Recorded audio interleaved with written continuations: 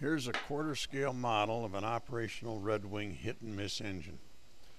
This is a model of a full-size engine which was used at every farm in America from the turn of the century, 1900, up through the 20s and 30s when rural electrification of America made them not so practical. My friend and I just completed building 3 of these models, one for each of us and one engine for sale.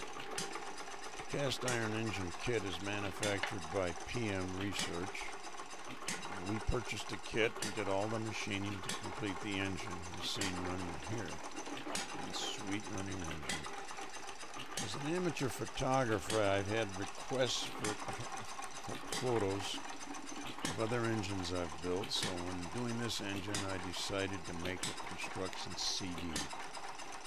Over 1,000 photos were taken during construction. I've edited these down to approximately 500 photos with captions, making a construction CD. This construction CD will be available soon for sale. This CD will certainly be very helpful for a builder of this Red Wing engine or any other model engine, both amateur and professional. A picture is worth 1,000 words.